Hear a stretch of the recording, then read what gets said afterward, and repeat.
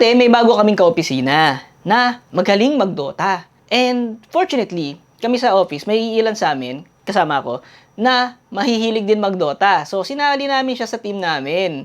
And jokingly, tinawag namin siyang team captain. Pero joke lang yon. Tapos, the following day, tinatanong na niya kami kung anong magiging battle plan namin sa laban. Kasi kalalabanan namin yung ibang department eh. Tapos, tinatanong na rin niya yung heroes namin. And siya na rin nakikipag-usap doon sa kabilang department. And nung naglalaro na kami, sinisita pa kami. Ha? Sinasabi, aatak na tayo, sama-sama na. Bakit may nagpa-farm pa dito?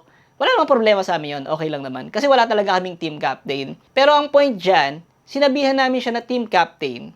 And nag-act talaga siya as if siya ay team captain. So talagang inalign niya yung sarili niya dun sa role na inassign namin. Based sa book ni Robert Cialdini, ang tawag pala dito sa ginawa namin, hindi namin alam na ginagawa na namin yun.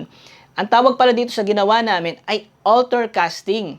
Ito yung pag nag-a-assign ka ng unofficial role sa isang tao, and yung taong to is nag-a-align siya doon sa role na binigay mo sa kanya. Nag-e-effort talaga siya. Pwede mo din i-apply sa love life yan. Pwede kang mag-assign ng role doon sa partner mo na sabihin natin, sweet o thoughtful o isang taong hindi nalilate o isang taong matandain sa mga significant na dates. Huwag mo naman bigay yung mga role na sobrang stretch para doon sa tao. Baka bigyan mo siya ng role na nonchalant. Yung tao naman pala na yan, vocal at sobrang expressive sa thoughts niya, di ba? Kawawa naman yung tao, no? Sinupress mo yung personality. Pwede mo rin i-apply sa work yan. So, yung mga kasama mo sa team mo, pwede mo sabihin, itong isang taong to, si person A, galante. Pag nag-align siya dun sa role na yun, edi may taga-libre ka na. O si person B, sabihin mo, may magaling na communication skills.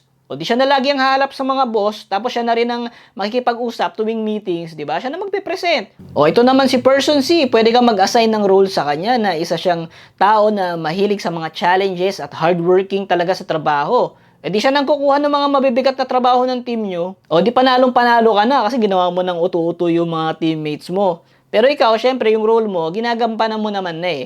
Isang masama na manipulador na mapagsamantalang empleyado.